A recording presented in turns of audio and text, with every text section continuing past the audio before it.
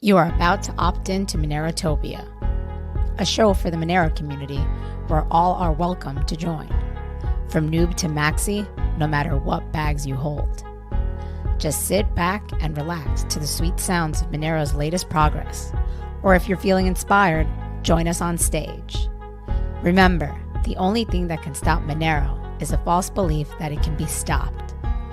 And if you want to win the revolution faster, we recommend you remove your XMR from all custodial exchanges immediately. Warning, voting accidents are common around here. Don't forget to properly secure your private keys. Monerotopia starts now. All right. Good morning. Good morning. How Cheers. do you do, my friend? Cheerios. Happy Saturday to everyone. Guys, don't forget to order your gratuitous. It's delicious. Still got a lot of fresh green beans. Have we gotten new orders? We've gotten a few orders throughout the week, yeah. Now's the time, guys, because it's fresh. Yeah. It's fresh. Fresh. He does it right off the bat, and it's delicious. We've ordered a few. And we're going to be ordering. And then we want to go down there for the next harvest, right? Yes, that should be exciting. Probably like January. Probably, yeah. Yeah. Okay. Should be fun. Setting them up with new wallets. That should be exciting. And talking to the old people to see if they've been paying attention. If they still have their wallets. Yeah, so they still have their wallets. Well, last time they still did. Last time it went down. Yes, they did. Yeah. Yes, they did. Yeah. They did. And then the goal will be to get the general store there in town to to broker that deal. To get them to accept Monero. Yeah. And then we have a local contact down there that we become friendly with. I think the pitch I'm going to make to the store is be willing to accept Monero, and then I'll have somebody that can buy it out off of you for, Quesalis at any time if you want the Quesalis. Just to try to start naturally start the circular economy, unlike what was done in El Salvador where they shoved it down. But we'll save that for our guest. Really? Already bashing. Marc. We got Marc Falzon coming on. We're excited to see how his experience was. He just got back from El Salvador, right? Yes, he just did. So I'm looking forward, or everyone's looking forward to see how it went. Ooh. Yeah. The suspense, guys. The suspense. We got to go down there, though. We got to go down there ourselves. Yeah, I would like to see. I was thinking that, too, because we want to add other coffee farms. So maybe we do go into, El Salvador to see how it goes. Right? Then you'll just be complaining, everyone. Why is it so slow? Why is it so expensive? Why is what? You'll probably have opinions, I guess, while you're there. Is basically what I'm trying to say. Opinions of what? Of Bitcoin versus Monero there. Oh, yeah. Well, I don't think anybody's really using it there. I mean, we'll hear from more. Yeah, we'll hear more about that. So what? Oh, privacy protest. I love how We've been going back and forth. Guys, we're literally figuring this out now. You're watching us figure this out in real time. So what do we think? Have we gotten any new orders? Unfortunately, no, we have not. We have not. Okay. So I remember. Understandable. Well, we're thinking of pivoting it into just a meetup. I think a New York City meetup. No pressure, because I feel we're going to meet around the same area. Essentially, it already was a meetup, but we just gave it a cool name and trying to get people out there. We wanted to get a speaker that was going to talk. But I don't want to drag somebody out here. Yes. And we have 5 people at the privacy protest. I mean, there could be 5 awesome people, but yeah, we don't want to do that to you. I wanted to happen so bad. I had this vision. It would be Halloween night, be magical. Everybody in their anonymous mess, but it's a 2-way street, guys. I can't, we need the people to step up and take the action. I tried to lead by example. You tried. So we're not going to completely give up. I think we pivot into just a meetup at a bar near Washington Square, because that's where all the action is on Halloween. I mean, Halloween is awesome in New York Same City, time, so same place. Come in costume if you want or don't, but it's an opportunity to show up anonymously to a Monero meetup, without looking like an idiot on the street. And that's it. So people that are privacy oriented too. I want to keep it more open, try to make it more open as well. Continue on with that branding, right? Yeah. This wasn't just supposed to be about Monero people. Anybody who felt, that there was an infringement with the actions that the United States took against Tornado Cash, where they essentially sanctioned a tool, and breached free speech. That's what was motivating us. So anybody who aligns with those ideals of code of speech, come on out. Obviously, you guys are all Monero people, but we'll try to spread the word beyond that. Anybody else, people in the Ethereum community, Pirate Chain, because I know there's always a couple of Pirate Chain people. They came out to the last meetup. They did. Now's your chance, especially on Halloween. It'd be great. So that's what we're gonna do. I think that's a good idea. There were a couple other developments that happened in the news that kind of pushed me towards it a little bit. Might as well mention that now. We have Tony doing our news later. But yes, so if you bring up that CoinDesk article, OFAC backtracks, but Tornado Cash sanctions already set as a terrifying precedent. So OFAC came out and they basically issued an FAQ. It was in response to Congressman Emmer that had sent a letter to them asking them to basically make some clarifications on what the sanctions actually meant and covered. And so they responded with an FAQ, and the FAQ isn't really anything to write home about. It's still very, very vague, and it just leads to more questions. So let's see, where does do OFAC reporting obligations apply to dusting transactions? So they essentially said, well, yes, they do, but you shouldn't really be too worried about it if you're one of those people.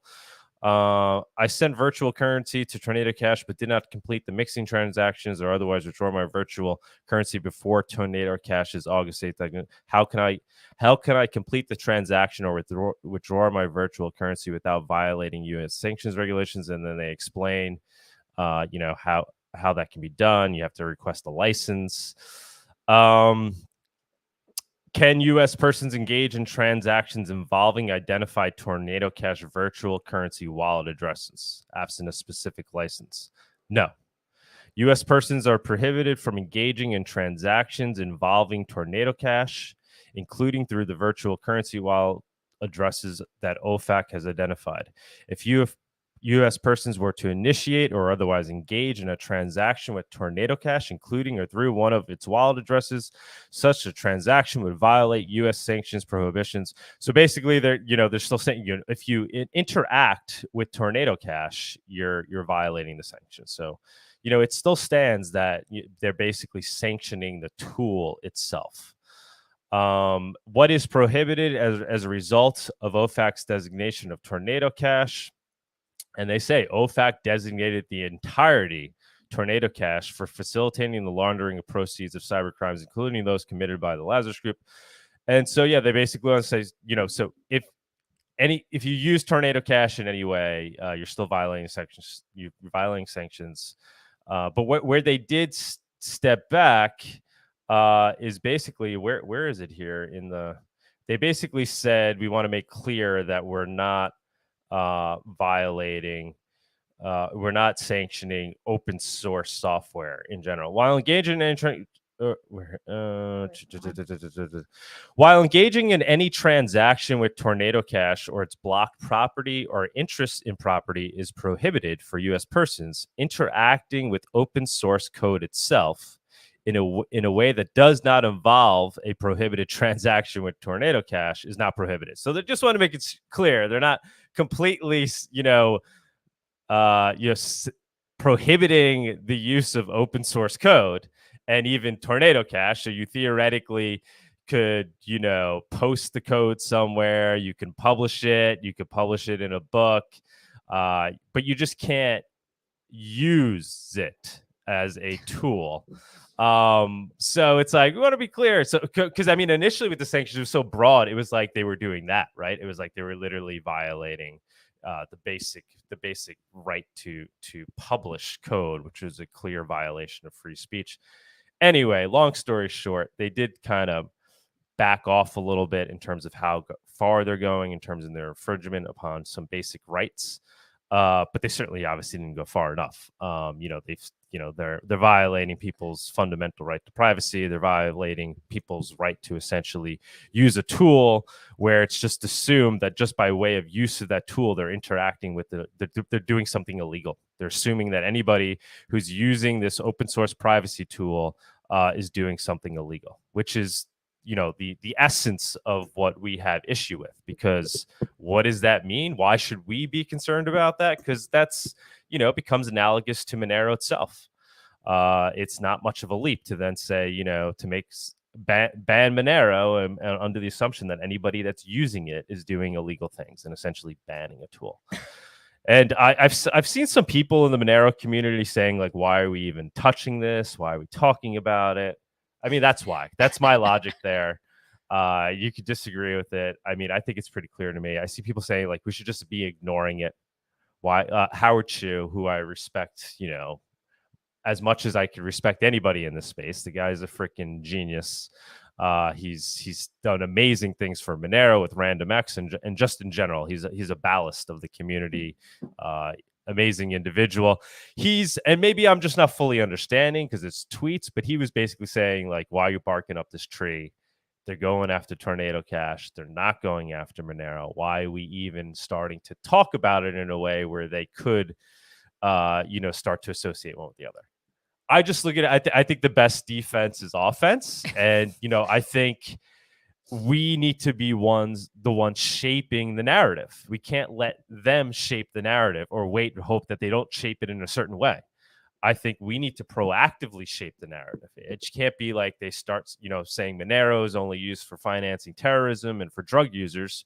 We can't, wait for them to continue to say that. Rather, we need to start, framing it in the way we believe it should be framed, which is a privacy tool, and privacy is a human right, and start talking about it now, not wait until they take some action, and maybe they won't.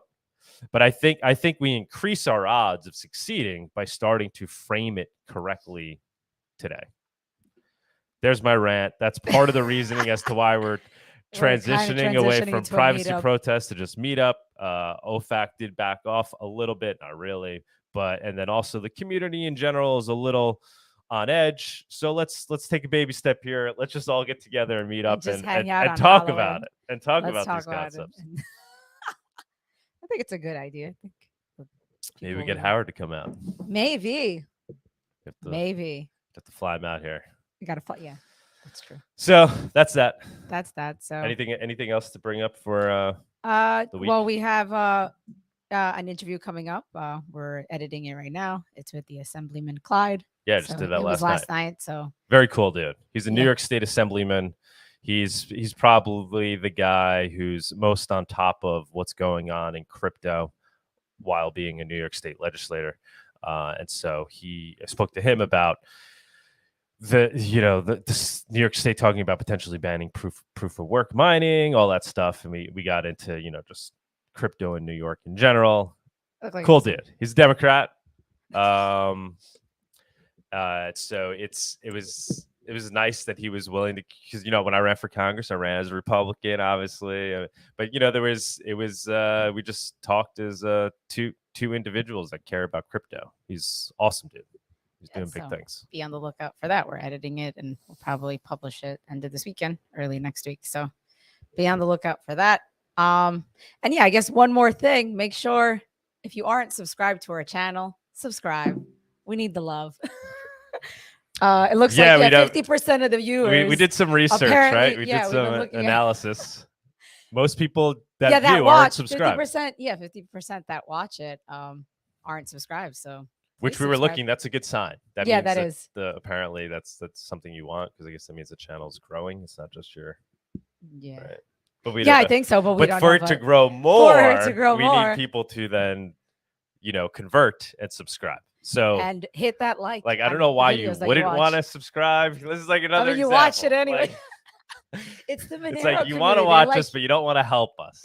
Like, come on, just subscribe. It will help us. It will. Please it will help us help you. It will help us help you. Exactly. Yeah. So please make sure to like the videos. If you're watching right now, just hit the like. It doesn't take that much effort, my friends. And subscribe if you haven't. because it just helps us grow. Yeah. And all our other videos. So please do that. We will like, subscribe, really, really appreciate it. share, whatever. Whatever. And I guess with that, you have anything else that you want to say? I think for the most part, no, that's you've it. gone through your end and you've said what you had to say for the week. So you're welcome, guys. And with that, I guess we'll move on to the price segment. Let's do that. Let's do it. The Monerotopia Price Report segment is sponsored by Local Monero. Avoid using KYC exchanges. Buy and sell Monero directly for fiat, peer-to-peer.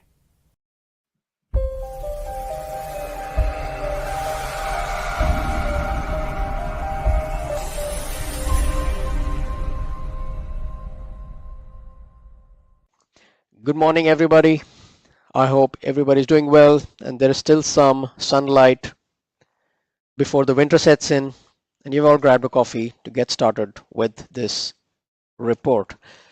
In this one, I'm going to discuss the collapsing world economy, what are the global headwinds going forward, and why the markets are lackluster. A little bit about the Ethereum merge. Now that is successfully done. Now what? And then move on to the technical analysis.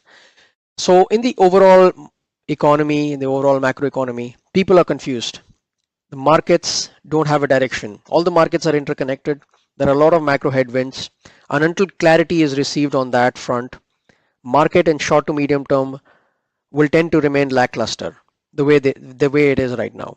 So in terms of the broader macro, it's not fully priced in my opinion, because of a number of factors. I'm just going to walk through a number of factors I can think of. One is the strong dollar. And what the strong dollar does is it makes matters worse. It's good for the people living in the US because they can, they can buy more for the same value, for the same amount of money. So good for the US shoppers and good for importing inside the US and selling it domestically. But it's bad for other countries and bad for other currencies because they are suffering. So it kind of creates an imbalance globally. And also the commodity prices are rising, also in the US, I believe, and also in other countries around the globe, everywhere. And talking about Europe, one of the biggest economies in Europe is Germany, as we all know. And its natural gas has been shut off recently. The pipeline has been cut. The energy prices are north of 100%. We haven't even seen winter yet. And in my opinion, when the consumers haven't taken a hit on the energy bills, and when that becomes visible, consumer spending drops. And it's going to create quite some problems. And that's what Germany is trying to take steps on right now, but I don't think it's enough. And on the other side of the globe, we have countries like Argentina, Sri Lanka, and Pakistan. You would see that Argentina has just hiked the interest rates to 75% because the inflation is about 100%. It's crazy, I know. In US, it's still 10%, but it's 100%, and they're hiking the rates by 75%. And they have taken a lot of loans, like these countries, from the international monetary funds, and they have to pay them back with high interest for the coming years. So certainly their economy is going to be slowing down. And on the other side, for example, China, they have, as we all know, we have a real estate crisis. In China, unlike many other countries, they like to save, and 70% of their wealth is stored in real estate. And the real estate market in China has become, for the last many years, like a Ponzi scheme where home buyers pay upfront to buy homes, and before the project is even started, the real estate developers start with another project and another project because of the people's money. So people's money is stuck, and Chinese government is doing something about it. We don't have too much idea, but this has been a problem, this to keep an eye on. So what I'm trying to highlight is there is a lot of things happening globally, but the good news is that the unemployment numbers, at least in the US, has been low for the time being. And what will give bolster to the markets going forward is easing inflation. And that is something we have to wait and watch. And that's what the Fed is trying to do, I think, in the coming next week, where the expectation is that they might hike the interest rates by another 1% to bring down the inflation, which may take a hit on the stock markets, which may take a hit on the crypto markets as a whole. And also because of this, I happen to look at this one. You can Google this. This is a nice article to read. World Bank says the global rate hikes could trigger a 2023 recession, and it has really some good points out here, which you can take a look. And going forward, moving on, the crypto markets. So the month of September is going to be volatile. Having said that, let's check the Fibonacci retracement. We know that the price of Bitcoin has been trending in the range of, let's say, 17,000 to 25,000 in the last few months. I'm just going to draw the Fibonacci retracement over here from the low to the highs, and just to check out the support levels that we have got. And you would notice that we have been in this range of 78.6 to 0.5, and we are currently struggling in this range. So until and unless we break out of something like the 22,000 levels, we're going to just remain stuck. And there is a possibility of a capitulation if something like a black swan, the stock market crashes by 30%. A lot of things are happening, so it's really hard to pinpoint what will be the next trigger. But Bitcoin has been showing tremendous support about $19,000 to $20,000, and I find it difficult for it to break down. If I go ahead, this is something I drew the last time, if you remember, the miner's health, and which indicates the direction of the markets as a whole for Bitcoin. It has been strengthening, the RSI is low, and I think it's already quite oversold. So there is a possibility that certainly, yes, it goes to $16,000, $15,000, but even if that happens, that's a great buy zone. So I have not really changed my stance. I think it's still a great buy zone. I don't know the lows, but this is a great price level to watch where the stock markets are dipping, but Bitcoin is just staying its stance around $20,000. And also another interesting thing to note is, like, for the last 1.5 years, the transactions of Bitcoin is about 250K that you see here. The price is lackluster, going from whatever $70,000, $67,000 to down to 20,000. It's just operating around this, but there has not been too much change in the transaction count. That just shows that people are still using the currency as they're supposed to be used. And also on the on-chain part, we are under capitulation. This is something called the net unrealized profit loss, which takes into account the actual price of Bitcoin versus the realized price, which is, which kind of tells you if the overall Bitcoin hodlers are in net profit or in net loss. And right now, the overall Bitcoin hodlers are in net loss. That indicates capitulation, and that's also an indication of the lows for Bitcoin. Certainly can happen, we capitulate, but I'm not really faced at that. We're already at pretty much lows. And last but not the least, about the XMR price index. We have been trending in a range. I just drew the Fibonacci retracement a while ago, and we are stuck in this range right now until and unless we break above this $180, $200 with good volumes. We're going to be in this range, and it's good for traders, but also probably a good place to buy for the long-term hodlers. I would say that another interesting thing is, if I see the vertical line, this is the KST index, which is no sure thing index. You can look it up. It has just crossed, which tells me that there is a sort of uptrend to come for Monero in the coming days. It's looking quite strong against BTC as well at the moment. And in terms of the volumes, it's still lackluster. It's trying to pick up the volumes, but it's still, I would expect it to come back to 150 million, where we can have more data points for us going forward. And that is all from my side. If you enjoyed the price report, that's great. I hope to see you all in the next price report. And thank you very much. Bye-bye. Bye-bye. Thank you, aFungible. Well, I certainly enjoy the price Yes, report. I always do too. I've been glued to trying to see where the price is going. Basically the macro. It's just really, I don't trade. Like, I never trade. I mean, Just maybe back in the day, maybe that's why I don't trade anymore. You know, I just accumulate, right? So we have our day jobs. We get fiat once in a while. I put a little bit more in. Luckily, I haven't done that in a while. I'm just waiting for the right time to do it. So I've been watching. Right time? But it's just basically the point I want to make, though. It's been very entertaining just watching the macro. And it's like crazy out there. Nobody knows what's going on. The market is insane. Inflation just keeps getting higher, right? I mean, it's and we don't really know how high it is, right? Like those numbers that they put out. I mean, I doubt they're accurate. And you just see it out here, right, in the real world. Yes. I mean, it's insane. Yes. Now, obviously, gas has temporarily come down because, you know, they're using all the gas reserves to put, you know, to drive down the price of gas because there's, you know, an election coming up in November. The usual spiel. But, you know, I don't know how long that scam is going to work. So things are, I mean, they've been crazy, right? Yeah, they've been crazy. But nothing gets calm. It just keeps getting crazier and crazier. Yeah. And now it's transitioning into the economy. It's just insane. So it's all about the macro. I mean, is our did inflation peak? If inflation didn't peak, then, you know, interest rates are going to continue to rise with, you know, the hope that they can fight inflation back.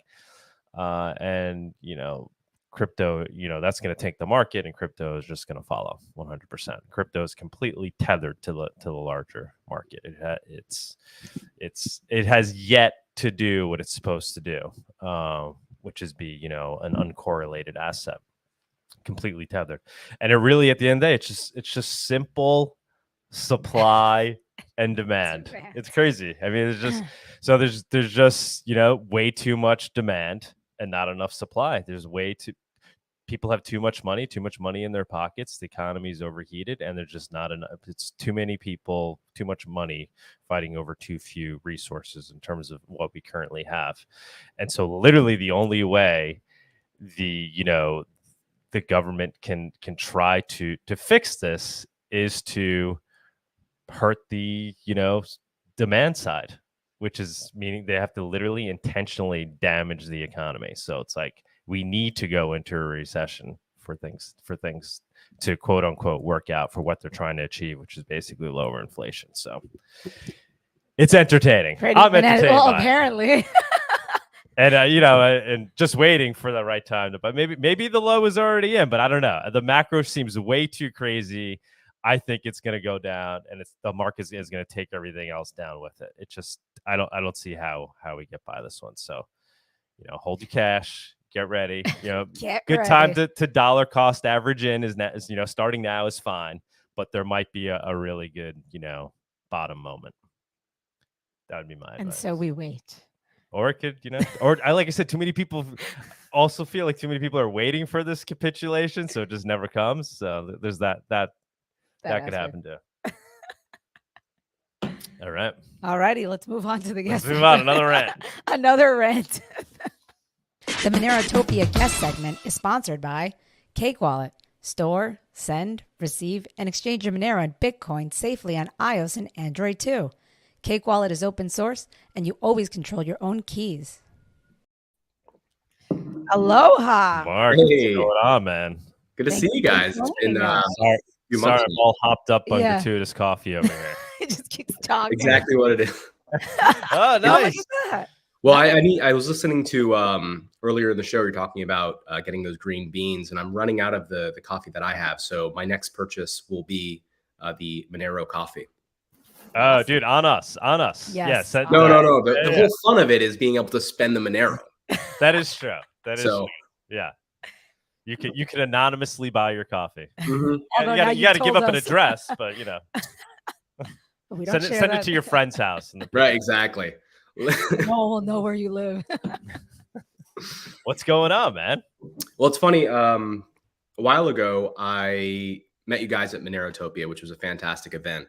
And a lot of things have happened in my life since then that have stopped me from being able to produce the video and get it out. But it's coming out tomorrow. So for anyone watching, the Monerotopia video is coming out tomorrow. But the funny part is, even though I haven't seen you guys in a while, because I've been editing the video nonstop for the past week, it's like I haven't left. I've been seeing you guys constantly. So what you're trying to tell us is you're sick of us, even though you haven't spoken to us in a year. But yeah, it's been a wild past few months, as you guys obviously know. I was in El Salvador and experiencing what was going on down there, which obviously we'll get to talk about today. But yeah, what was that your plan all along, to kind of go back down there, check back in there, and see what was going on? Begrudgingly, I kind of knew I would have to. When I left El Salvador the first time, if you saw my video, I kind of fled. I had to leave during a protest. Everything was in chaos, and I didn't know if I'd ever be able to get back into the country. And I kind of assumed it's probably not a good idea for me to try.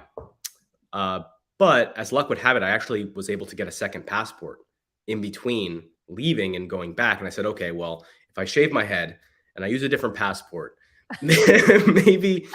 Well, explain to everybody that's listening right now, because what went down? I know, explain to them what exactly happened that day in terms of the government making it uncomfortable for you. Yeah. So on my first trip down there a year ago, I went to document Bitcoin, and while I was there, one of the citizens who was vocal against Bitcoin got arrested. There was no warrant. It was a whole thing. And they have some strange rules. So one of the laws they have is that fairly vague, foreigners cannot interfere with politics. What is Bitcoin in El Salvador? Is that political? Is me going and talking about it political? I went to a march and documented it. And I pulled I shouldn't have done it, but I pulled out a burning ottoman from a ATM building, basically. And is that getting involved in politics? What I found out later is that many of the journalists, and I'm not talking about big journalists, I'm talking about very small individual outfits, their phones were bugged and wiretapped. And that came out in the news and was a fairly big deal. So I just didn't know what that would mean for me being down there, especially because I became fairly, my social media became fairly big. So in El Salvador, everyone recognized me. People on the street knew who I was. And it culminated with me rushing to the airport because Nayib Bukele's own staff was tweeting videos of me out. Oh, wow. So anyway, I just didn't know what would happen. That's insane. Yeah, it was. It was. This is obviously your personality, and you right. You're not that you want these things to happen, but I feel like you seek out this type of environment, right?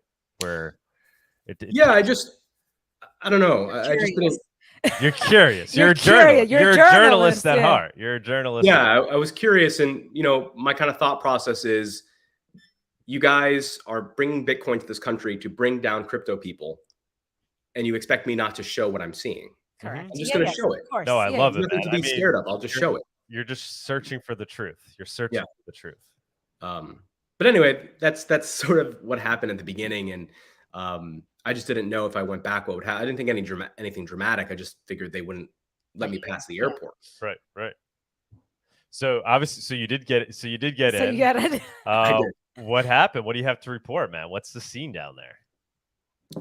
Okay, there's so much to talk about. I don't even really know where to start. You're actually going to be the first people that have heard anything. I've been very quiet on social media while I've been down there. But my overall, and we'll start at the top. My overall feeling of Bitcoin in El Salvador is that there's two separate stories going on. So one is the story of Nayib Bukele, the government using public funds to buy Bitcoin, privacy issues. But then there's also the other side of it, which is tempting for me to ignore, which is people down there who are actually using it positively, and it's making a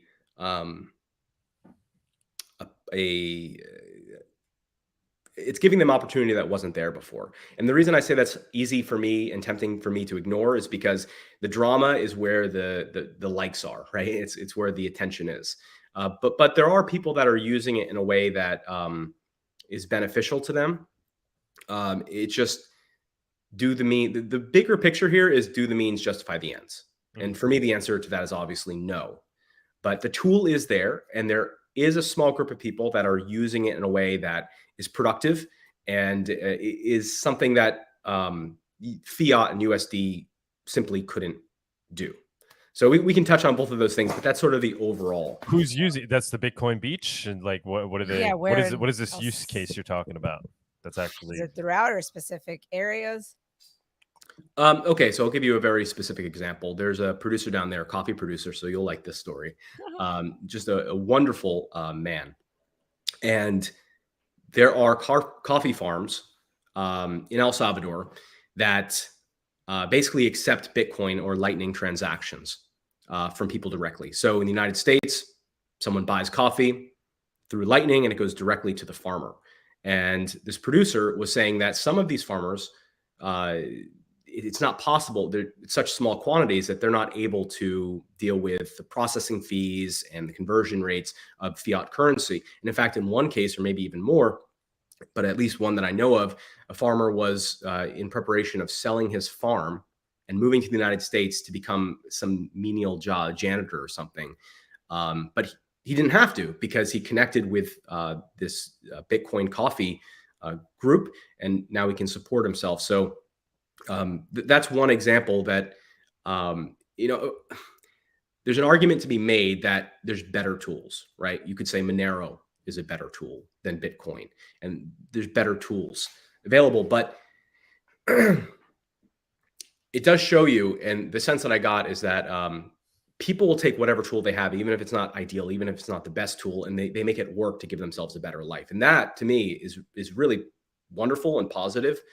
Of course, you can't separate that from the baggage, which is the government spending public money and all these things that we can get into as well. But that gave me a lot of, I don't know, made me feel good to see how they were using this tool in a way that actually benefited, regular people. So I guess I would say, outside of the beach, which we know, outside of the beach, there's small amounts of people throughout the country that I got the opportunity to meet while I was there, who are genuinely warm and loving people who are using this tool because it was a tool available to them in a way that was uplifting. awesome. And yeah, I mean, I'm of two takes with it. I mean, when it first happened, I remember when he came on Twitter Spaces, basically the president came on and announced that they were going to be doing it. I was blown away. I was like, I can't believe, I thought it was amazing that he did that. I think it really helped push things forward. But, as I've said on this show before, I just think it was done in the wrong way. Like you said, using public funds and basically mandating it. That's not the way we're here fighting for a world where technologies are allowed to compete freely. We're not trying to fiat is done by mandate. That's literally what the definition of fiat is. So we're trying to invent a world where people just opt into the best tool. So it's completely hypocritical to go about. But the same thing being said, it did help push the industry forward. And then maybe it will hopefully evolve into a more pure form of what it should be, right? And in fact, I can't imagine it doesn't just help crypto adoption in general, right? I mean, if people are there and now they've heard of Bitcoin and maybe they're using Lightning, maybe they eventually do find their way to something like Monero. So it's going to help in those regards too. Yeah, and I'd say there's three other things to point out as far as the positives, the pros go. So one, I met with, I can't say who they are, but it's an economist in the country. And they're not from El Salvador. They're from the region, though. And he was telling me that he went through and looked at the numbers that Panama and Costa Rica the government spends on tourism, promoting tourism. And he was telling me that their budget was far beyond the budget of the full budget used by El Salvador to implement Bitcoin in their country. And he said that the tourism return over the past year in El Salvador has bang for your buck been better than the tourism budget. But of course, it's not apples to apples because it wasn't meant, it's not a tourism budget. It's a Bitcoin mandate that's forcing people to use it. But in terms of, at the end of the day, for tourism, it has been good. People have been going to the country. Another big benefit of Bitcoin in El Salvador that this economist said is prior to Bitcoin in El Salvador, when you thought of that country, what came to your mind is murder, right? Is homicide. But now regular people, for example, in Mexico, school kids, he was saying that there's a meme online of like a map of the region where people in Mexico, school kids were writing what they thought of the different countries. And for El Salvador, it's Bitcoin. So they've managed from a PR perspective to completely change the entire world's perception of their country, which as Bloomberg reports that they spent about $350 million on Bitcoin's implementation. That's not a bad trade as far as that's a beautiful way of looking at it. I mean, that's so true. How do you argue against that? Yeah. Well, I guess the argument would be it shouldn't be your money. The government shouldn't. I know, but it's such a difficult thing to do, right? If you're just setting out on that mission, how do we rebrand El Salvador so it's no longer associated with just being, one of the crime capitals of the world? Obviously, fix crime, right? Yeah. Not as easy to do as said, but they managed to do it through this way. That's an interesting take. Yeah. How about the fact that, the price has obviously plummeted since, the country got involved and used their own funds.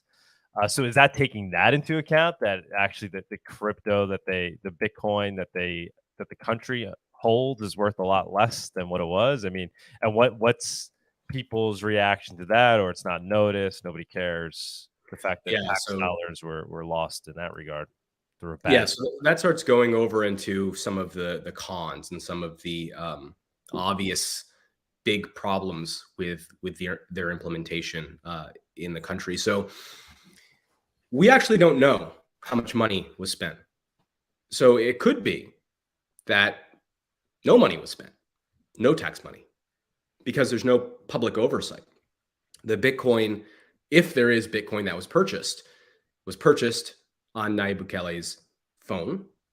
We don't know where it's being held. We don't know the wallet address. There's no way to actually verify that Bitcoin was actually purchased to begin with. In fact, when you look at the article on Bloomberg, where I'm getting this number from, 350 million, which is how much they estimate was spent on infrastructure, but also on Bitcoin itself. It says, they show the chart, and then under where it says source, it says Bukele's Twitter. So that's the source. Oh my God. Okay. So, when we talk about this, it's sort of like playing pretend, because we just don't know. And what happens if Bukele passes away or retires or goes away? The Bitcoin that's on his phone, if there is any, what happens to it? Does that go to the country? We just don't know these answers. Wait, really? That's crazy. Wow. So it's not. Wow. Really? It's that crazy? It's not like it wasn't officially kind of like an official account purchased by. No one knows where it's being held. No one knows if it's being held in an exchange or in a cold wallet, in a hot wallet. There's zero information whatsoever. And it's like not on the government books of like their it's not being shown as being on their balance sheet of. There's no information. Wow. There's no internal organization or public committee that oversees it. There's no way to verify. There's absolutely no transparency whatsoever. Oh my God. Yeah, it's that bad. Which doesn't make sense because Bitcoin is completely transparent. So it's like the perfect thing where they could be like, and here's the Bitcoin, everybody. Here's the government's Bitcoin. You can see it. Here's the address that it's being held at.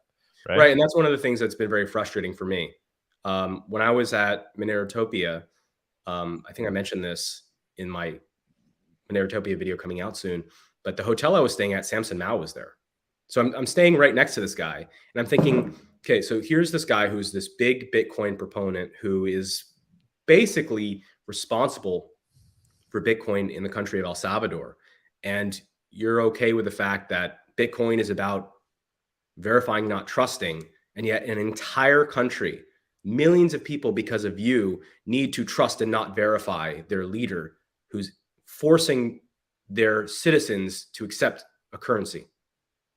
And you don't know how much money. It's just, it boggles my mind that someone who's into Bitcoin would not see a tremendous issue with that. Because for me, my video coming out on El Salvador and even just here, I'm very happy and transparent and talking about all the wonderful positives that are coming out of Bitcoin in the country, and there are. But how do we miss these negatives? These negatives are pretty insane. I think so. Yeah. Definitely. I mean, the other thing that's not mentioned a lot too is the fact that Bitcoin in El Salvador, why, like I said, it was awesome to see. It isn't really the perfect breeding ground for it naturally, right? Because El Salvador is on the U.S. dollar, right? They're tethered to the U.S. dollar. That's their currency down there, correct? Yeah, but to push back about that, I think actually that's why it's actually a good idea. So inflation isn't super rampant. It's like Argentina, right? Like there's a place where like people are like, or Venezuela, right? Like I need to use Bitcoin. I need to use Monero because if I keep my money in this currency for another day, I'm gonna lose 10% of my value. So it's really in El Salvador, there wasn't that use case, a natural use case for fleeing out of your country's currency into a better, quote unquote, store of value. That is true. They don't have the issues of inflation, and but I would say that they do face other issues that are unique. So, for example, I don't remember what the statistic is now, but the vast majority of their country don't have things like IDs. So for them to open up a bank account and comply with American banking regulations, it's difficult. So people don't have bank accounts down there. And the other part about this that's interesting too is if you think about, let's say, Venezuela or any of these countries, the government there, sometimes the centralized government, their money is their money. It's their rules. But with the American dollar, the government doesn't protect it. It's not theirs, if that makes sense. So I feel like, anyway, yeah.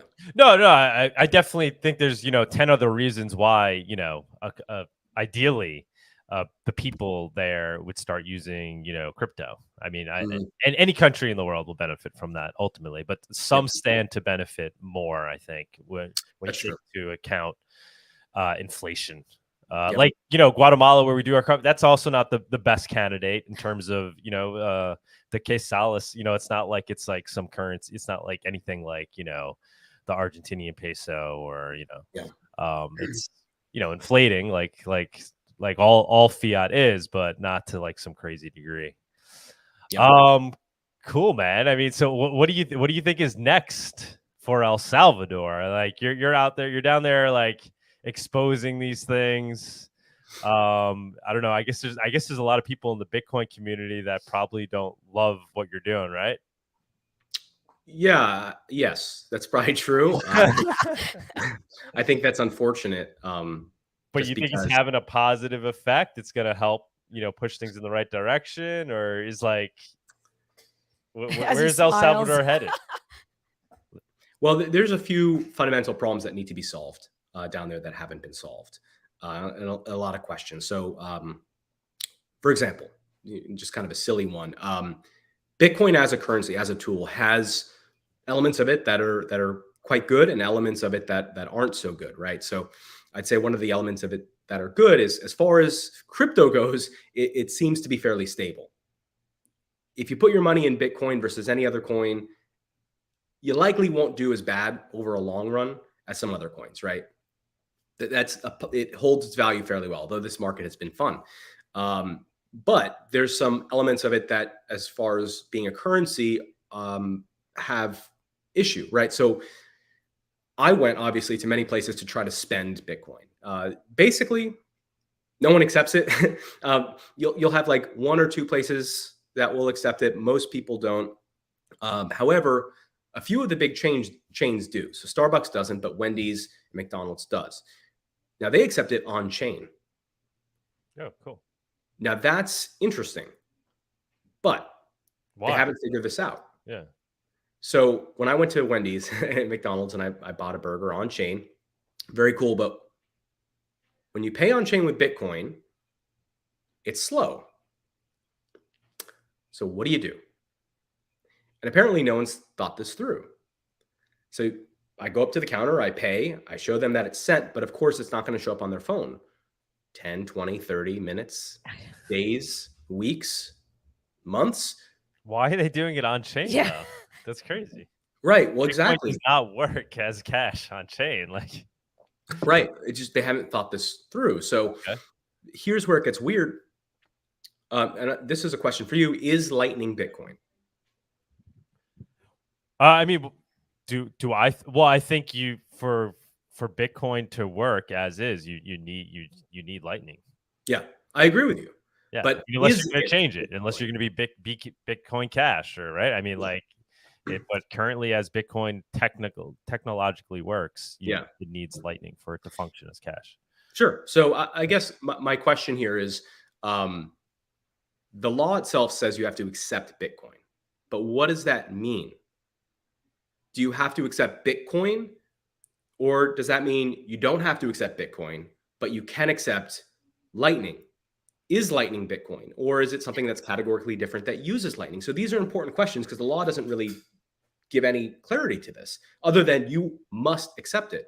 Right, now, where this gets weird is, again, if I go to McDonald's and I want to pay Bitcoin, are you going to tell me that you don't accept it on chain? Because that literally is Bitcoin. And if you do accept it, what does that mean? So in my documentary coming up on my return to El Salvador to, again, answer the question, whatever happened? Because we don't hear on social media, no one's talking about it. I remember when I went there the first time, everyone was saying on Reddit, on our BTC, our Bitcoin, excuse me, we're all going to buy $30 of Bitcoin to support else. It's been a year, nothing's happened. Anyway, what happens? Do they accept it? And if they do, what happens? At Wendy's, they forced me to wait there for I think it's 40 minutes before they give me my food, waiting for it to clear. Yeah. Wait, another place. Yeah. You're like starving. They waited multiple. Okay. McDonald's just let me take the food, but I can do replace by fee. I could have scammed McDonald's out of the cheeseburger that I got. Not that I would do that, but these are important questions because if you're going to sell like a motorbike and you're, a small shop, they send the Bitcoin, network slow because the entire world is using it as a reserve currency. Does that motorbike business just get screwed? They have to let me take the bike, or do they force me to wait there for a few months and give me a little apartment? So, I mean, these are questions that just haven't been answered. And I don't think that even the government there knows about this, because the sense I get is that they saw the positives, and people like Stacy and these big Bitcoin influencers that show all the positives of Bitcoin probably weren't transparent in some of the cons, because if they were, this stuff would be in the law. It would have been. Yeah, I mean, I'm sure there's a few that know what's going on. Obviously, the president knows what's going on. The guy knows Bitcoin. But yeah, I would say the vast majority don't understand it on that technological level. But yeah, I just assumed it was all Lightning that everybody was using down there. No, they're all using the Chivo wallet, right? Isn't everybody using the Chivo wallet? No, I mean, some people have Chivo. Some people stores use Chivo. Is there like a? So it depends. Again, there's very few places that actually take Bitcoin. The ones that do, some use Chivo, but most of them are using a banking app by their main bank. And basically, it allows people to accept Bitcoin, and then it just deposits as fiat in their personal bank account. And it's just a QR code. It's not actually using, like, the person is not actually accepting Bitcoin. Wait, that's not Chivo? What is that? No, it's some local bank makes their own app that just does it. Oh, and all banks, or it's just like a specific? No, you're saying that's what most people are using. Okay. Yeah. And so, but like when you say most, obviously most people aren't accepting it. So theoretically, though, you could go into a place right? Did you do this and say like demand them to accept it? Because according to the law, you must take my Bitcoin. you went to a hotel. If you went to a hotel, be like, I'm staying here tonight, and like you accept Bitcoin. They're like, no, you have to take it. Like you could. Yeah, I mean, Would have been an interesting thing to make a scene over, right? Yeah, call the police. Yes. Be the worst kind of tourist. Here, yeah, be the worst. And here's the law. What are you doing? Come on, Article 7. Well, I would go to places, and obviously, I'd want to pay in Bitcoin, and if they wouldn't accept it, I'd ask why. And this is the big question, right? When I was there the first time, the law. Some people want to fight me on this. I don't know why. The law is explicit. You must accept Bitcoin if it's presented. It's not an option. Mm-hmm. Now, the only workaround is if you happen to be someone who doesn't have the technological means, as in you don't have electricity, you live in a rural area with no internet. But if you have electricity and you have Wi-Fi or cell reception or the ability to get it, like Starbucks, for example, you must accept it. And last year I was wondering, well, what happens if you don't? Yeah. And the precedent that was being set was scary because they arrested that Mario guy. So I figured, well, maybe they're going to be, but that's been the big question is what happens. And it looks like after a year, it's just a law that has zero enforcement and it's just not taken seriously. Yeah. But it's a law. So what happens if they do start taking it seriously and they do start, so anyway, the best way to describe Bitcoin in El Salvador, again, besides that small group of people who are actually using it, but they would have used it without it being forced, is it just kind of fizzled out. Mm-hmm, mm-hmm, mm-hmm. Yeah, it didn't really gain natural organic traction. No. Yeah. No, and that could change. And but it did gain traction in that these other things you're saying, in that it brought people down there, right? It's bringing people, that are Bitcoiners here down to the country to visit or to live, right? So there's traction going on with that. Yeah, and there's also some interesting stuff outside of the crypto world. So, for example, they opened a place called the House of Bitcoin, El Casa del Bitcoin, and it's this building that they've made into a free-to-use cafe. So, workspace. It has AC, it has Wi-Fi. So any locals that want to start a business, want to do anything, they can go there, and it's 100% free. You can sit down and just work. Awesome. So, there are really cool things going on in the country with we should go set up shop down there. Run our Monero shop. God damn it. You said it was free. It's open to everyone. I definitely do want to go down there. So you said these coffee people, they're using Bitcoin for allowing people to purchase coffee abroad, is what you're saying? Yeah. So right now I could buy a bag of this coffee. They'll put it in UPS and send it to me, just one bag. And then the money goes right to the farmer in the form of Lightning or on-chain Bitcoin. Mm-hmm. Oh, so it's basically what we're doing. Yeah, basically what we're doing. Yeah, we should maybe get us in touch with these people, right? If they're accepting Bitcoin, why wouldn't they also accept Monero, right? Especially if you teach them how to then convert it into Bitcoin or something. Yeah, exactly. Yeah. Exactly. Yeah. Cool. Yep. But yeah, I mean, one of the things too, I don't know how much time we have, but I'll give you one more kind of fun anecdote. Yeah. While I was down there, the government of El Salvador actually contacted me. Oh shit! And I didn't know what would happen. But I spoke with one of the Congress people who signed the bill, basically, for Bitcoin in El Salvador, and we had a conversation, and it turned out to be totally fine. He was very nice. He recommended some places for me to go check out. Treated me very nicely. But what was funny is while he was DMing me and being very pleasant and kind, at the same time, on his public Twitter, he was posting up. So there's an opposition, people who don't like Nayib Bukele, don't like that political party. They don't like Bitcoin, et cetera, et cetera. And they call them roaches. It's like the derogatory term for these people that are the opposition. So he was talking about the opposition being roaches and all these, and all I could think of is, Biden, who's calling half the country. Right. It's like, man, you really don't like your own citizens. calling them roaches. Right. But anyway, that's a little concerning, right? Yeah, a little concerning. But yeah, so that was interesting. And one other thing I'll say is they have a hospital there, an animal hospital called the Chivo Animal Hospital. And it cost, I think, $4 million US to build. And the way it works is you can bring your animal there and pay 25 cents of Bitcoin and they will treat it. That's it.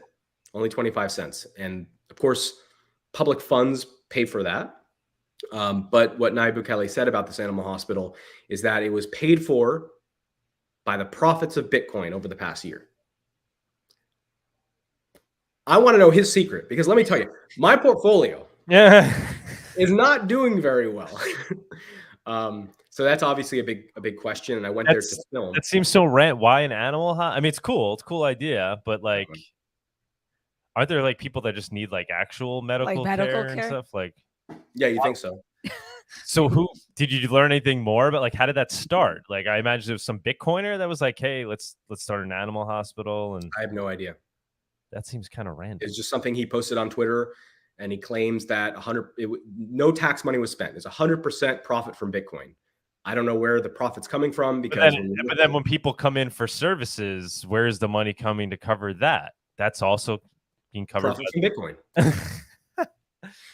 And really, it's just some political deal where he's funding somebody to run their animal hospital, and then he's getting political donations back from the people that run the animal hospital. So the animal hospital is actually, right. I mean, that's obviously like a government building, and they have heavily armed military guarding it.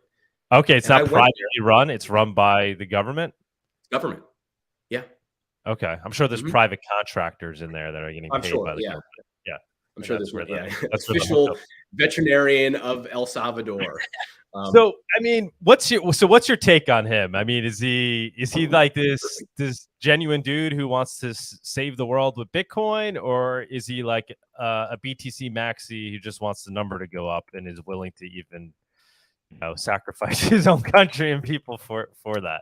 Like, or is he somewhere in between? Like, how do you view this guy? What do you think is really motivating him?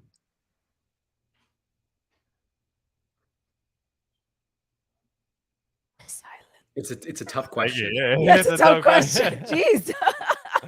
So I'll say this: when I was there, it's just your opinion. Obviously, it's like we don't know the truth, but yeah, we'd love to get your take.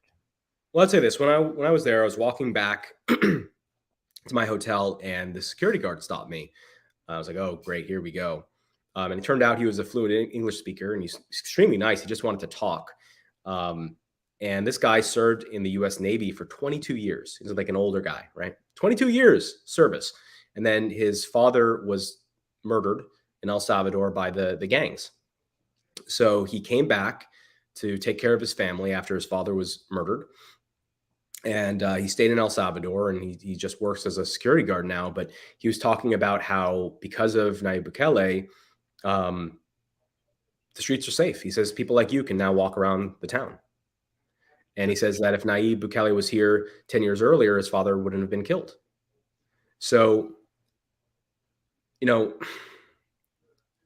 there's no doubt many positives that have come because of Bukele. And there's things that he has done that other leaders haven't been able to do. Other countries haven't been able to do. I can walk around El Salvador with no problem at all. It's for me, I feel completely safe. And that happened because of Bukele. So I think it's very hard to be overly critical of him.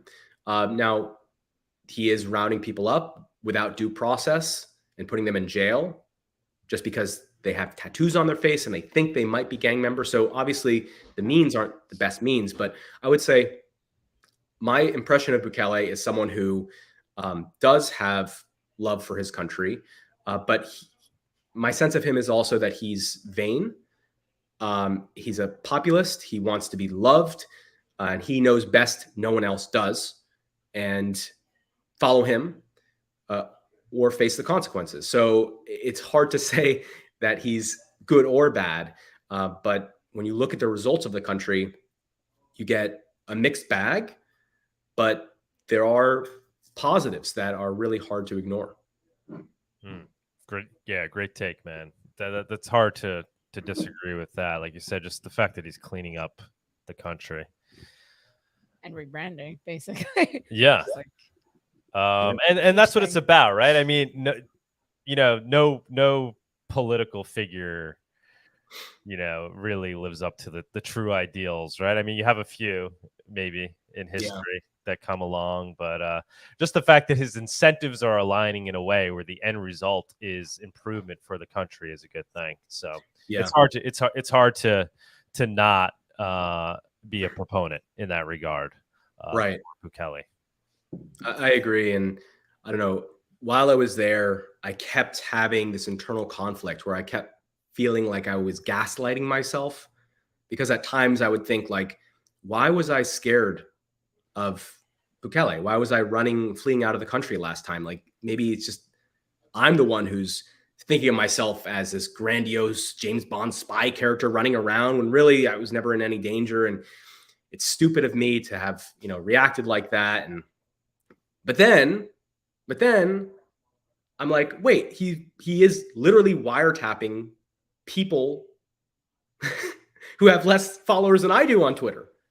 And I go to film in front of the Chivo Animal Hospital, and I have multiple, they were polite, but I had armed guards tell me I cannot film a publicly funded building on public property on the sidewalk. And that if I filmed the video across the street anywhere, if the building was in any of my video, I would be breaking the law. So when I put out my documentary and I show a clip of the animal hospital from a drone, which they can't stop, then I'm breaking the law. And if I go to El Salvador, I could be tried for that. So it's this weird thing where, is he dangerous? Is he crazy? Is he, nice? Does he treat foreigners well? It's hard to know. And the truth is probably somewhere in between that. You think El Salvador trends towards becoming like the Singapore of Central America, right? So it's like, it sounds like that's the direction he's taking the country in. Like, he might become like the ultimate surveillance state, but there won't be, he'll get rid of crime. Things will appear to be, great and beautiful on the surface, beautiful place to live, but maybe there will be like liberties lost along the way. Yeah, I mean, that's what we see now. Obviously, there's definitely liberties that are being lost, although it's sort of that age-old question: security for privacy, right? Do you deserve either? But I know it's hard to argue where before you could be shot, murdered just for walking home down the street, but now things are fairly safe. So I don't know the answer. I don't know if it'll continue getting more, as you put it, surveillance state or not, or if things will relax as the country becomes more peaceful, as more crime is stopped. I just don't know. And this opens up a whole nother question, which is what's happening with the Bitcoin city, which is a whole nother topic. Comment: this is how you can know Mark is a genuine person. Genuine people self-question and self-reflect. So true, man. You're doing a good job. You're questioning your own personal beliefs and perceptions. That's the way to do it. Thanks, appreciate that. Yeah, and that was why I went to El Salvador. Was I don't know what's happening, and I want to find out. And it's difficult to know unless you go. So exactly. Awesome.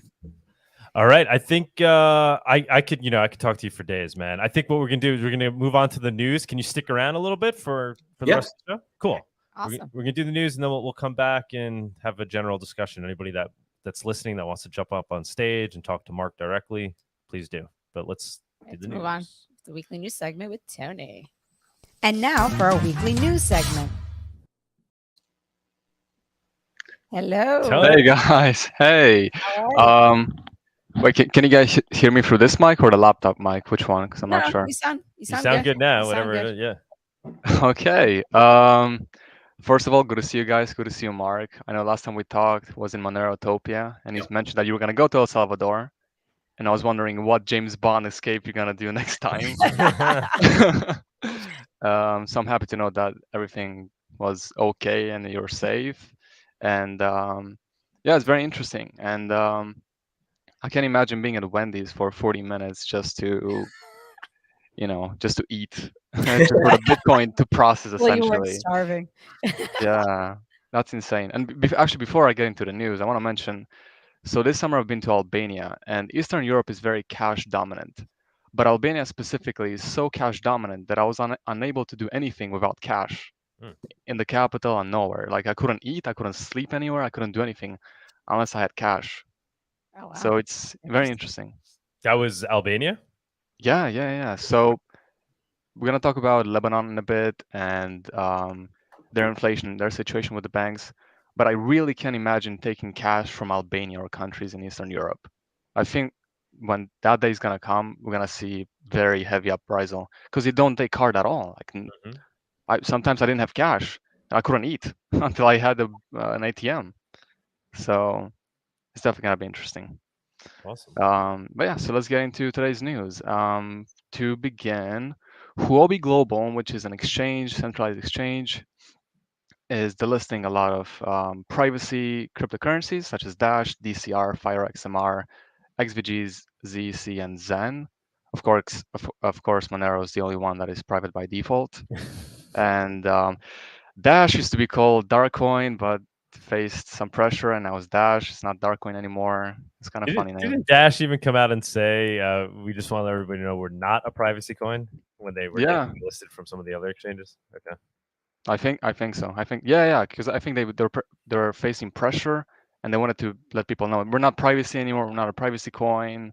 We're fine. We changed our name. We're Dash. It's cool. Yeah. I've never heard of Zen before, so I'm not sure about that. But they took it off, which is a good thing because now you're forced even more to buy Monero from local Monero and not from centralized exchanges, so non KYC. So this is overall a good thing. It's not a big thing. Um, but now Flipper Zero. I know about Flipper Zero since they're on Kickstarter. It's basically like a rectangular device that is used to capture frequencies and emit them back. So for example, you can open a car with that thing, or you can change the TV stations, you can open hotel rooms, you can do all kinds of stuff. It's a very cool device. But PayPal has blocked their business, and they're holding $1.3 million from them for the past 2 months, and they're not even explaining why. And we've had people from the Monero community, say use Monero, accept Monero, so these things won't happen because you're in your own custody, and you don't need to go for a centralized entity to trust your money. But this is insane. This is truly insane, and yeah, I hope the best for the company, and I hope that they'll come out of it somehow. And I'm not sure. Maybe they'll accept Monero someday. I'm not sure. That'll be. Did they start accepting crypto? No, but a lot of people have been mentioning Bitcoin and Monero in the comment section, and they're also in the beginning. So they're not an old company, and this really sucks for them. And they also had other hurdles. So hopefully, maybe they'll accept at least Bitcoin or some cryptocurrency. Why are they blocking this? Because they're saying this is this tool is used for bad things or something. I have no idea. I've What is it exactly? Zipper? What is Zipper? Flipper Zero. It's essentially a device using penetration. You can use it for penetration testing for sure. So for example, if I take this device and I put it near your car key, Mm-hmm. I capture your frequency, and now I can open your car anytime I want. That's crazy. Yeah, it's crazy, but it's just capturing frequencies, Right. and you could have done that before also, but now it's more convenient. Yeah. But you do need to, like, you can't just open any car. You need to go to someone's specific car key, activate it to capture it, and then you can actually.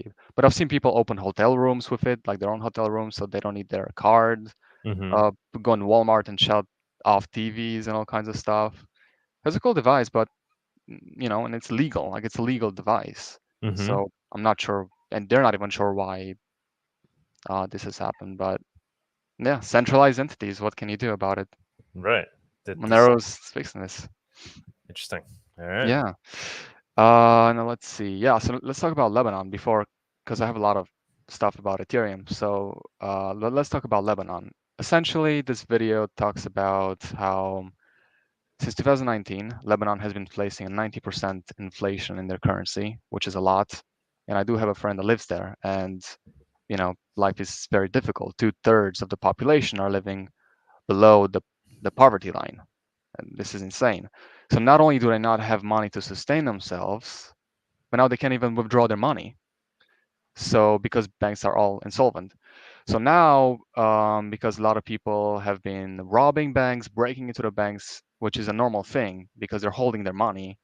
Now Lebanon is closing all banks in the whole country for 3 days, I guess, to see what they can do about the situation. But they're just not giving people their money, which is insane.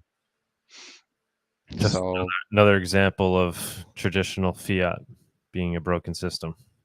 yeah, broken system. It's failing all across. I mean, Turkey is facing a high inflation, Argentina, like always, and poor people.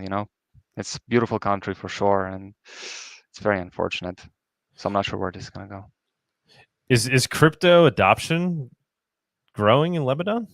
I mean, obviously, I don't know if you know. I'm not entirely sure, but I do hope so, because that's gonna help them a lot to get out of the inflationary system. So I do hope so.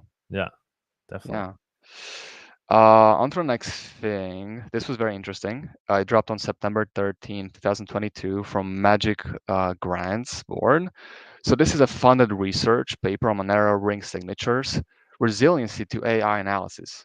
I like the title of the paper. It's Lord of the Rings, an empirical analysis of Monero's ring signature, resilience to artificially intelligent attacks.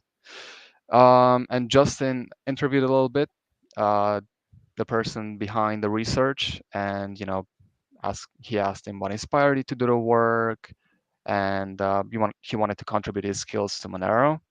I suppose he likes Monero, which is awesome. But to summarize the results, I'm just going to read this paragraph. The results show that with 11 ring members, public information on the Monero could aid an attacker in predicting the true spend of a transaction greater than the random guessing probability of 9%, 1 out of 11. With this model, the likelihood of a correct guess grew to 13.3%, a modest increase. But this is based on the 11 ring member size, and now we're to 16. So it should be like significantly lower. But not only that, we're not stopping at 16 because we're just gonna increase it over time, because technology is becoming better and better also. The one going against it. Good to see though that we have people like this that are, like you said, looking to study Monero and essentially try to break it, right? That was good. What's the guy's name, or what does he go by? ACKJ. That's an interesting ACKJ. So yeah, maybe I could try to get him on do a Monero talk or something. Yeah, for sure. That'll be very interesting. Like, it's always important to, even if you like a product, try to break it, because then you can see what's wrong with it. It's not that you don't like it, it's just that you try to improve it. So I'm very happy that this got funded and that a person did it. This is very big. So definitely read this article if you have time. Now, one very big thing which is going to shift the whole space as we know it is the Ethereum merge from a proof of stake system to a proof of work system to a proof of stake system. So essentially, you don't get to vote with the CPU and the GPU anymore. You get to vote by how much money you have under the mattress, basically. And those people are going to dictate the future of the network, which is, this is not it's not a decentralized democracy where three people have their hands up, two have it down, and the majority wins. It's not going to be like this anymore. And I really see big institutions coming in, putting a lot of money, having a big stake, and then turning Ethereum and the whole space, because it's the second biggest cryptocurrency, turning the whole space towards a centralized, controlled system. And we're basically going backwards instead of the other way, the revolution and owning, being self-sovereign and everything. So I'm not sure how this is going to go, but WEF also likes it. That is terrible. I've seen Sorry, Raphael tweet Jonny. this. Oh my god.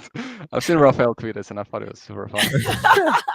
Jesus Christ. Okay, well let's go into actually a Let us World move Economic Forum on. article. Let's move on. Okay. It is. Okay, one more time. That's it. Go ahead. Well, the World Economic Forum likes it, which is already a bad sign. But of course, they talk about how it's sustainable and it cut energy usage by 99.95%. But now, what I'm curious is, what's gonna happen to all the CPUs and GPUs that have been used to mine Ethereum? Mhm. What's gonna happen to that? Yeah, nobody knows. All right, we'll see. Right, they're starting to mine, I guess, the forks of Ethereum, right? And I guess, I guess, but I'm really not sure what's gonna happen. But the day we'll see World Economic Forum post an article about Monero, I don't know.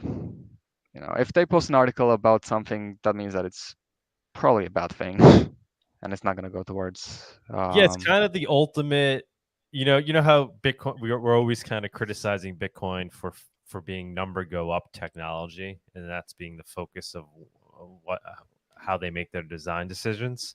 I mean, this is kind of an even more ultimate example of that. So it's like competing with, where I think this is interesting is starting to compete with Bitcoin on being the most number go up coin, right? To the point where it's sacrificing its ability to even truly be decentralized, saying get rid of proof of work. We're going to be proof of stake, which is more friendly to governments and regulators. So now it's going to be embraced by them. So now big money can come into it without worry. And then also it eliminates some of it defangs the crypto as well, where it's less of a threat to governments because it's no longer truly decentralized, and it just becomes, what's concerning about it is it's number go up tech, right? So we're saying, oh, it's not going to be as decent, but that doesn't mean it's not going to go up in price. If anything, it may go up more in price because of this, and that might be the kind of the whole agenda. And as it does, it just becomes really less of a true crypto. But it's also competing with Bitcoin for that mantle of being the number go up crypto. So it's interesting there. I mean, because if it does topple Bitcoin or takes over Bitcoin, like then what is Bitcoin, right? If it's no longer the store of value coin, and it's not really working as digital cash either. Yeah, I'm not entirely sure, but now people are. I don't think it was an article, but I've seen people mention big institutions trying to make Bitcoin change the code into POS from proof of work to be more governmentally friendly and all this kind of stuff. Yeah, I mean, you'll probably see a proof of stake Bitcoin fork. Oh God, yeah, maybe. I'm not sure, but the most, I'm not as concerned about the number go up part in Bitcoin because it has a proof of work system, so it's less threatening. I mean, if you want to put your money into that and hope it goes up, worst case you lose your money if it doesn't. But with this, I mean, obviously the people that have the most amount of money are the big institutions, and they're going to pump their money into it. And if they can somehow attract the people into it and get us to be on the system, then they'll get to choose the future and everything. So that's more concerning. Mm-hmm. And the way right, and it also it incentivizes people to lock up. There's less liquidity, right, through the proof of stake system. So that also ties into number go up, right? It's basically reducing their supply. Yes, yeah, I think so, yeah. So yeah, and Vitalik seems to, obviously like it and be pro this thing. So I'm really not sure how this is gonna go, and so I'm very curious of how this is gonna change the whole space. But when the merge dropped, and of course World Economic Forum dropped that article, and also Raphael the picture, let's show it again. But I really like it. It's fun. Sorry, it's just Move funny. on. I'm moving on. As he eventually hits that tab. I'll do it again. I'll do it now. So on the same week, the SEC dropped couple new regulations. I don't think they're dropped, but they're in the talks. So basically, they want banks to list crypto as liabilities rather than assets. And what Scott Melker said, this means that no major bank will custody crypto because they'll need to hold cash equivalent to the crypto in custody. And they don't even hold the cash equivalent to what you have in the bank because they operate under fractional reserve. So I'm not sure how this is going to go.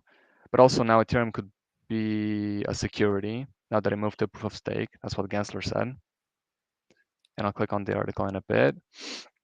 But also another thing dropped from the White House, imploring every agency with a 3 or 4 letter name to crack down while pushing a CBDC and Fed now. So if you go on the link, the digital economy should work for all Americans. That means developing financial services that are secure, okay, reliable, affordable, and accessible. For the plan is for 2023 to launch the Fed Now, an instantaneous 24 out of 7 interbank clearing system that will further advance nationwide infrastructure for instant payments alongside blah blah blah. But also predatory financial practices. Yeah, so basically they're using crypto. I, I don't know. I mean, I think they're. I don't know how to verbalize it. They're basically pushing their own system. They're not really pushing uh, crypto per se. They Mhm. might pass a couple of things which are friendly or maybe not, but they're just trying to pass their own CBDC and their own digital economy. Yeah, Uh, Powell came out. He was interviewed by did an interview with Cato, the Cato Institute, and he brought up central bank digital currencies too, and talking about how they're continuing to work on it. And what's interesting is one of the things he talked about was privacy and how mhm. that's fundamental. So a central bank digital currency will have to somehow maintain privacy, but then he also measured it against, but it will also have to be built in a way where people can't use it for nefarious things. So how you do that without it essentially being controlled and observable by the government, I do not know. He's basically admitting that that's exactly what it will be, while he likes to pretend that there's some care for providing people with privacy. So we're definitely moving in this direction. It's coming down the pipe. I think it's going to take some time though to see a central bank digital currency issued by the U.S. though. That's going to be. I think we're at least, I'd say, 5 years out. I don't know. What do you think? Well, that kind of sounds like Zcash. Like that's exactly what Zcash is. But before I answer that, I think I'm not sure what they're gonna build this CBDC on. Maybe Ethereum, Algorand. I'm not sure what they'll choose. Maybe their own blockchain. But I don't think it's gonna. I don't think we'll see any CBDC by next year. It seems just to 5 years is a long time, and now that'll be 2027. I think 5 years is a long time. Like things has changed dramatically in 2 years. Yeah. Maybe like 3 years at most. I think 5 years Right. is too long. Yeah, I don't know. Governments move slow, and they're probably going to want to see how other governments handle it, and I don't know, unless they're pressured to, unless they need to because other governments are issuing these things and they're gaining traction, and they feel like there's a need to push everybody into this U.S. Bitcoin before other countries get too large and powerful. Maybe that can prompt them and push them to do it faster. It's Yeah, definitely moving in that direction. yeah, for sure, 100%. And I don't think it's gonna be. That's why I'm like, I'm really not. I don't think Bitcoin is gonna become the reserve, you know, currency and all this stuff. I really don't believe that. I think they're just gonna push their own stuff ultimately, and maybe try to be friends with this technology. But people think, oh, proof of stake, environmentally friendly, finally, blah blah, but they don't see the behind the scene things and the way they're trying to push this technology. Uh, so that's gonna be interesting. Also, I do want to mention, because I've been to quite a bit of countries this summer in Europe, and it's very interesting to see the mindset of the West versus the East, because you kind of see two diametrically opposed mindsets. In the East is more um, cash dominant. They think more for themselves, and in the West, they're becoming more digitalized, more surveilled. And also society is a bit more different, maybe because Eastern Europe has been through communism, and we've seen a lot, so we're more careful with things. But for example, in Norway, I think it's implemented. I think they check your purchases, and if you buy, for example, you buy more meat than you're supposed to, and it goes over the energetic expenditure allowance or whatever, then you're gonna be taxed more or something. So it's definitely pushed towards this. Oh yeah, which is the ultimate dystopia, right? Yeah. So controlling how people use their money and controlling how people use their, are able to use energy. Right? Yeah. So you no longer have free will over what energy what you can use your energy and resources towards. So the government then decides and regulates what the best use case is for, because energy is at a shortage, so we need to make sure we allocate it properly, which is complete bullshit. It's a complete made up thing for purposes of control. There's an infinite amount of energy out there, right? And human ingenuity just always leads towards the more efficient creation of more energy. And then we have this backwards take where governments are saying, well, the way we solve this isn't by creating new technologies to create more and cheaper energy. Rather, we try to regulate the usage of it and determine who can use it for what. It's terrifying that narrative is gaining traction among on a global level. Yeah, for sure. I mean, before I was to be happy, oh wow, they care about the environment and they're doing this and that, but not really. They're just pushing their agenda and surveillance in the name of saving the world and everything. Mm-hmm. And yeah, Nikola Tesla could have given us free energy, but that didn't happen. Yeah. Right. Yeah, that's this week's news. We covered a lot, man. We covered a lot. It was a lot. It was a lot of stuff. That was a lot. But you did it well. It was like a lot of stuff, right? Oh my God. You had to. Okay. That pic went viral. Oh my God. I know. It took over the internet. Oh gosh.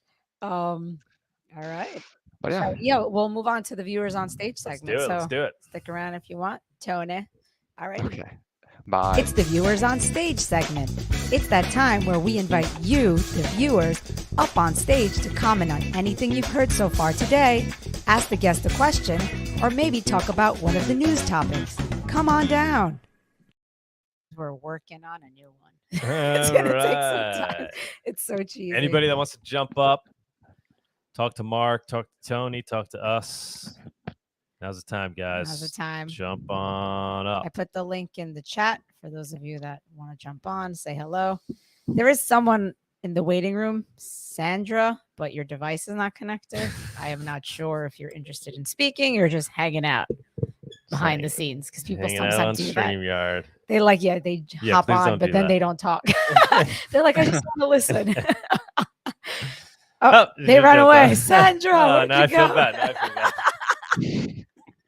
It's okay if you do that. Maybe that's the only means she had for accessing. That's also another thing. John. We have a Johnny. Yeah, that's also another thing. Johnny. Yeah, that's also another. Mute whatever. Can you mute Johnny? Because we're getting feedback. Yeah, we just muted you right now. Johnny, what's going on? Unmute and talk. Let's see. I will unmute you. Hello. Hello. Unmute and talk. Let's see. Yeah, you're having something. Hello. I can hear myself. Yes, we will mute you, but we have another person on in the meantime. The Philippines. Johnny, if you could fix your sound, we're getting sound. An echo when you talk. Yeah, put on headphones, maybe. Yeah, put on headphones or something. All right, but in the meantime, I guess we have keleoto. Hi. Oh, I think you were on last. I was last week. Yes, you were. How are you? I'm fine, thanks. I was listening around while I was browsing and stuff. Okay, great. Is my sound okay? Yeah, sounds great. You want to bring up any comments? Anything you want to ask Mark anything or bring up anything with regards to what we're talking about in this week's news? Oh, well, first off, Tony, lolcat on the image on Twitter earlier. And I got a quick question for Mark, especially on it's less about the current El Salvador thing, but rather on its uh, what it can happen in the future if any hypothetical other country would do the same on their end. Say, say if hypothetically anyone would lobby for a cryptocurrency based system, would it be possible that it would use BTC or any crypto chain related cryptocurrency on governments and then Monero on its private citizens, or would there be any implications on that?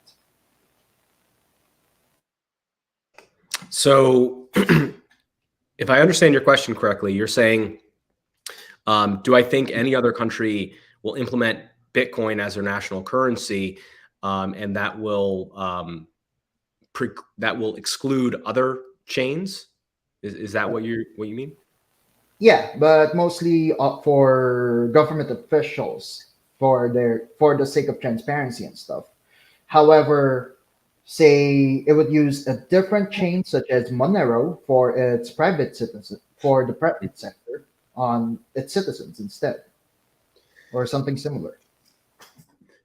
Yeah, I mean, that would be pretty ideal, right? Where the government, everything would be transparent, and then private citizens are private. For me, that would be the best system. I just don't see that would be the case. It seems like any kind of government body that would want to have cryptocurrency would be doing it to decrease the clarity of their own body while increasing the transparency of their citizens. That seems to be the trend of governments, although maybe that's too cynical of me to say. But I think with El Salvador, countries down there were watching what was happening and seeing whether the gamble into Bitcoin would pay off. I remember, maybe you guys do too, Panama was talking about making Bitcoin a currency down there, and some other countries too, although they were going to make it, if I recall, open to more chains than just one. So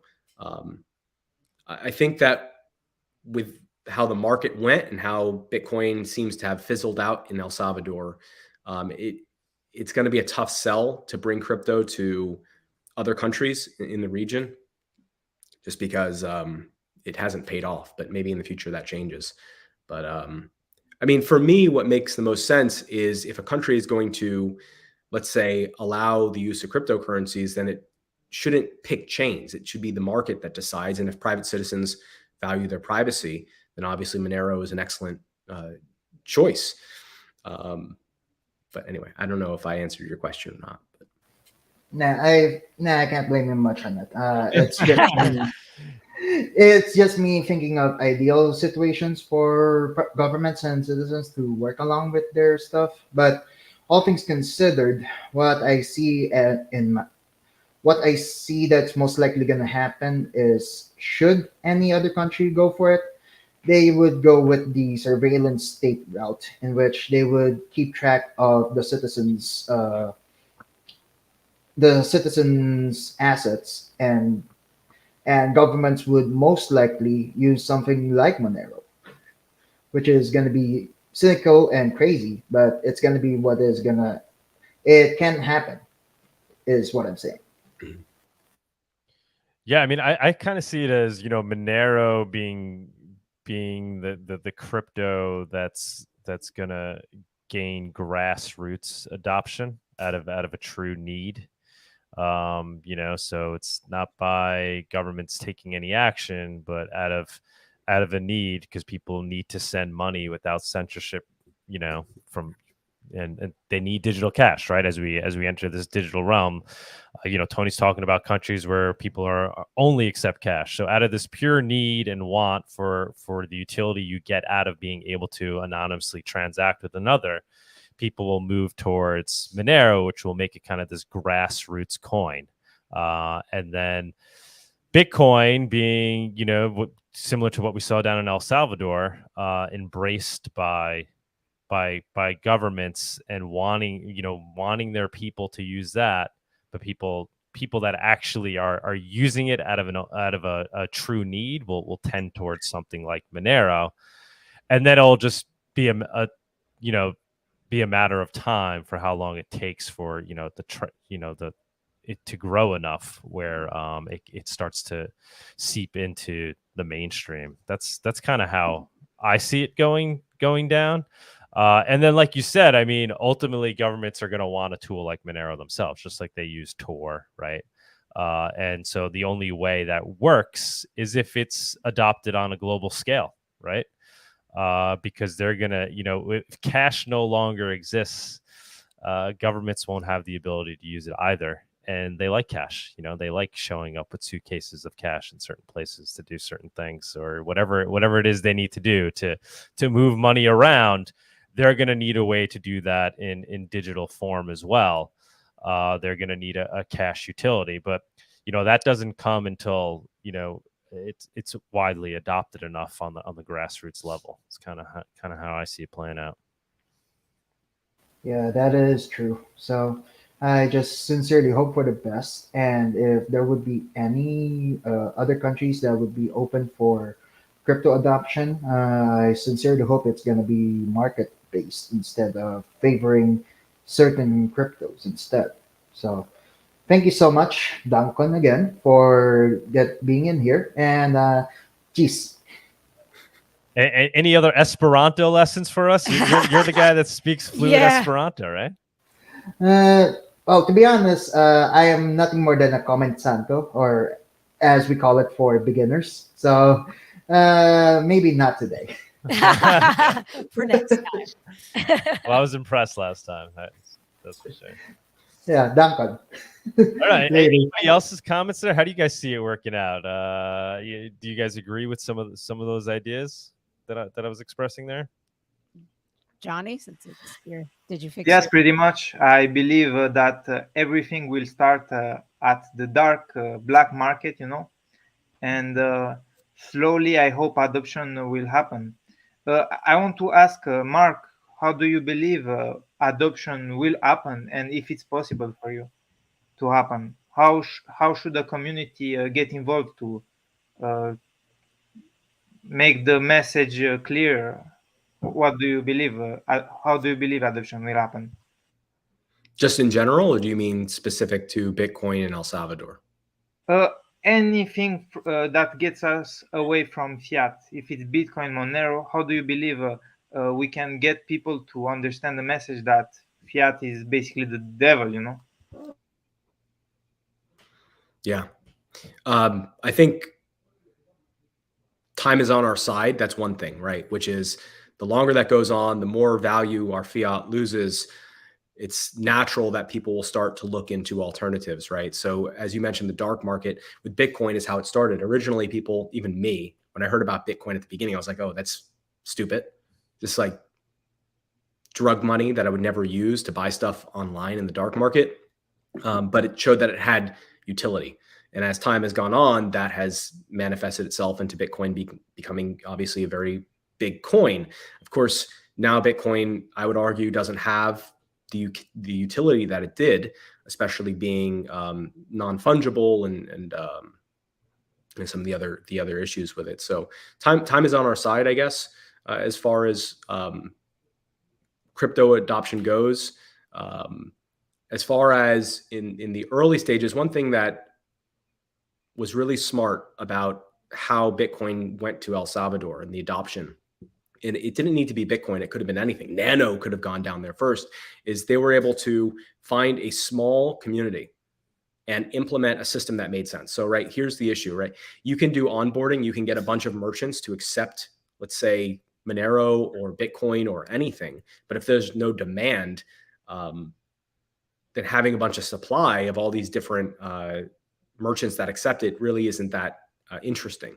But what they did was they went to a nonprofit that needed to spend money. They needed to hire staff. They needed to, it's called Hope House, pay for equipment, pay for, services and goods. And they said, okay, well, we'll provide this to you. We'll give you the money. But the catch is you can't convert it into dollars. You actually have to spend it as Bitcoin. So if it was Monero that went down to the Bitcoin beach a few years ago, then it's very possible that the entire country of El Salvador would be on a Monero mandate, which would be kind of ironic, but it is what it is. So I think that local small communities and getting them maximized on that currency is maybe more effective than kind of a blanket approach where you have merchants here and there.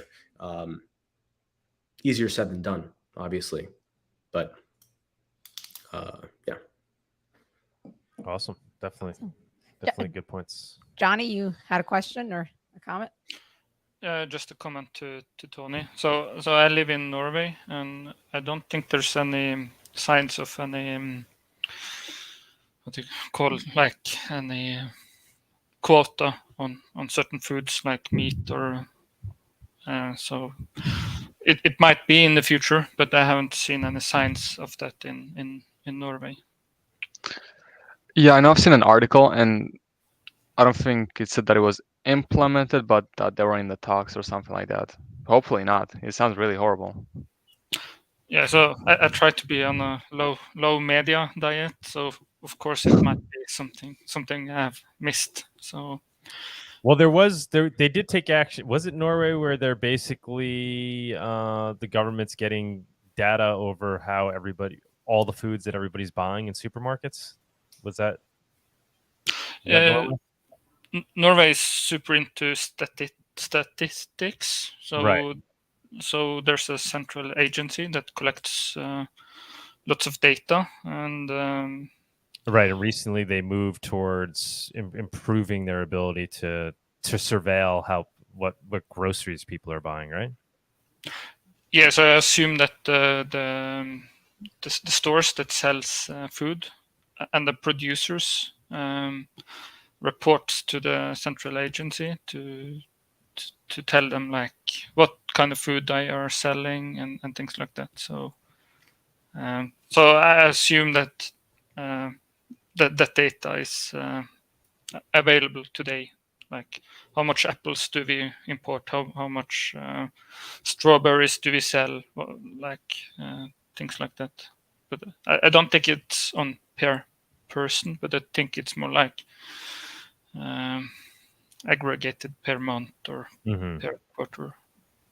Yeah, I think that's where some of these thoughts are coming from, that they might transition into, maybe, putting quotas on what foods people can buy and how much, and so I think that's where these allegations are stemming from.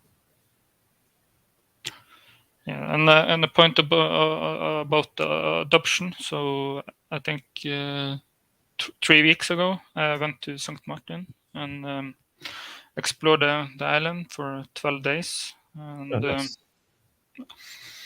yeah, so I was only showing up. I forgot my wallet in my apartment in Norway. So then I was actually only brought Bitcoin Cash, and so I think adoption is super hard. I think it's so there's been people onboarding lots of businesses, but it's only not the onboarding. It's like you need to train the staff. You need to also let the staff know that you accept Bitcoin or Monero. So and also like when if the locals doesn't use it, then it's like once like the foreigners show up one time and then they spend it, but there's nothing more happen. Then the adoption will go back to what it was before the onboarding. So I think it's better to have businesses that accept Monero for like years instead of having lots of adoption in the beginning and then it goes back to zero again. So yeah. What do you see as maybe solving that issue? Like, so how do you create adoption where they're using it for years? What's the sweet spot there? Who are these early adopters? Like years ago, I used Bitcoin a lot. I was like my phone was just full of transactions. So in 2013 and 14 and 15, there was lots of adoption in Bitcoin. So I assume that that adoption is probably possible in other chains. But so my idea is maybe a big exchange or Coinbase or whatever launches an alternative to Google Pay or Apple Pay where people can like so one issue with St. Martin was like some of the supermarkets or stores stopped accepting Bitcoin Cash or paused it because they accepted cryptocurrencies, and then the price went down, and then they're like, oh no, I lost money in it, and we're pausing it, and some are like, we're waiting till it's more stable, so we can accept it in the future. So, but if a big exchange is making some products that makes it easier for businesses to accept, then they can of course have like this store the value in dollar or local currency. I think it's super hard to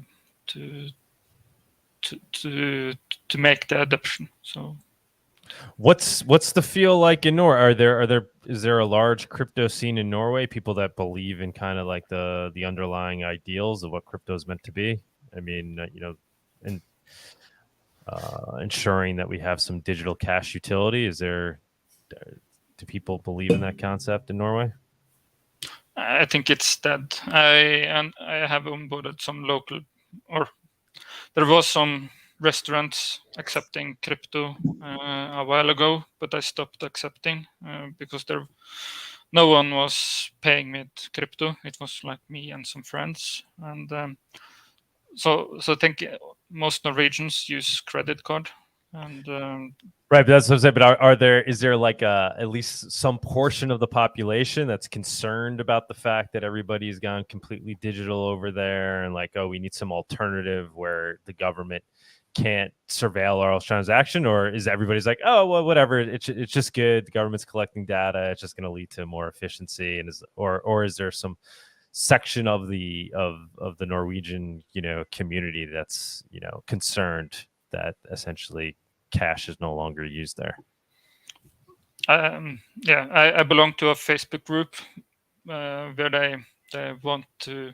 So there's a law in Norway that is like all businesses need to accept cash, but there's businesses that don't accept cash, and so people threatening to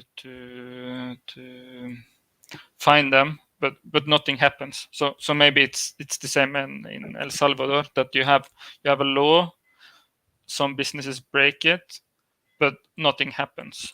So it's I think the crypto in Norway is more about the price, like in investment.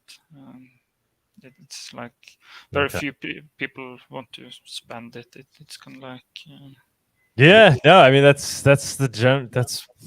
unfortunately that's the global majority, right? Most people are just in it for the price and the speculation. Somebody's asking, Doug, do you still go to shops and onboard folks with Cake Wallet? Also, if so, have you done it since the Cake Wallet update to show them the possible ways they could use it through the Cake Pay gift card? Yeah, I do. I haven't been tweeting about it as much, but yeah, I'm always, right? I mean, it's part of my life. So yes, it is. Yes. If I do go and buy something somewhere at a restaurant, I'm always having a Monero conversation, trying to convince the waiter to accept a tip in crypto, or always do it. I mean, sometimes I might be a little too exhausted and don't feel like engaging in conversation. Yeah, because it's for the never most like part, 2 seconds. It's like it's part, yeah, for the sure. entire conversation. And the to cake convince them. pay thing definitely helps in that regard, because when they turn around and say, well, now what do I do with it? You could, in addition to saying, use it for when somebody else is willing to accept Monero, which is, the standard answer, right? Just use it like cash. Find somebody else that's willing to accept Monero. You could say you can now just use it to purchase. You could buy an Amazon gift card or one of these other 100,000 gift cards Or with get your a Monero. Cold Stone gift card. Cold Stone, yeah. So yes, I still do it 100%. The short answer is yes. Although I'm a little reluctant to spend my Monero these days, but I'll replenish, as I go along with my fiat. So that's fine. Too funny. Well, all righty. All right. Yeah. Anybody else want to bring it? else? This is a long show marathon. I feel like people are running out of steam here. It's been a long one. Thank you guys, for pulling through. Yeah. It was a good episode. Any other comments? Yeah. Anything anybody want to bring up before we close it out? Yes, I want to say that we basically need to shield the way Monero can be useful. Like, I remember when the SegWit came, like, adoption grew because you could have like cheaper transaction fees, and with Taproot we don't see the same adoption because for people it's not as useful. And I think the way Monero is useful, and it needs to be more useful than like the drawback that it's not stable, is that basically, like, in tyrannical situations, like, I mean, pay your taxes. You should pay taxes, but like it gives the possibility to make a transaction, and this information stay in secret between you and the counterparty. So that would be like the advantage I see. I don't think that. I mean, you understand what I'm saying. You're saying get that message across, the importance of digital cash and why people should want to transact. Yes. And maintain their privacy. Exactly. Yeah. 100%. Definitely agree. We got to. Yeah, that is the message, right? We need to find people that care about cash, right? And most people do. They don't even realize they do. But like they, a lot of people, like Tony was saying, there's entire countries that completely, it's integral to their culture. If you went up to them and said, all right, now imagine a world where the government no longer allows you to use cash, they'd be like, what? No way. So that's human nature in general. There are some countries where that nature has been allowed to to grow and flourish, but I think that's innate in pretty much everyone. And really what that is just this desire for liberty, right? You have your money, you should be able to use it as you wish. Some people have been fooled into giving that up for conveniences. Like we're hearing from Norway, right? Everybody's using their credit cards. We're guilty of it here, right? I mean, most people in New York just use credit cards, but that's really out of a convenience. People aren't realizing what that's leading to and what's ultimately going to get sacrificed. And that's what's Ian's saying we need to stress, which is if you like this concept of cash, you're probably going to want to support Monero because cash isn't going to exist in the future. And I think that's a good way of tying it all together. Thank you so much. Anybody else? Any last words? Mark, you have anything you want to say before we close it out? Anybody? Yeah. First off, thank you for allowing me back on the show. It's great to see you guys again. I did want to tell everyone in the audience here that my video on Monerotopia will be coming out on my channel. So if you want to see what I learned about Monero, which is a lot, I didn't know that it did CPU mining. I didn't know what ring signatures, none of this stuff I knew. So if you or anyone who doesn't know anything about Monero and wants to learn about it, and you want to have them watch my video where I learn alongside them, it's a great way to introduce people to Monero, I think. And thank you to Doug and Sunita for doing such a great job with the convention and obviously inviting me. So thank you guys. I really appreciate that. Yeah, man. Can't wait to see the video. Can't wait to see the video. We know you do amazing work. So yeah, can't wait to check it out. I guess once it's published, send me the link so I can put it in these show notes, as well as obviously we'll help tweet it out. But yeah, It was a pleasure meeting you at Monerotopia. So, and thank you for coming on. You're always welcome to join us again in the future. As everyone else. Thank you, Tony. Thank you, Ian. Thank you, Jonny. And thank you all to our viewers for watching us today and, surviving the 2 hours, it was an awesome show though. we got to go hang out with family, folks. Yeah, Suggest you do the same. Go enjoy your day. Go enjoy your weekend. Like Sunita said, thank you everyone. Tony, great job on the news. Mark, always welcome. Ian, I love you popping up here. Great takes. Jonny, thanks for giving us the update on Norway. And yeah, again, like we always say, please like the show and please subscribe if you haven't, because it helps grow the show. So thank you guys. We'll see you next week. Adios. Cheers. Bye. Good weekend. Thank you for joining us on this week's Monerotopia episode. We stream live shows every Saturday at 11 a.m. Eastern. You can find and subscribe to our show on YouTube and Odyssey, or listen to the podcast on iTunes, Spotify, or Stitcher. Don't forget to follow us on Twitter or join us in the Monerotopia Telegram group. See you all next week.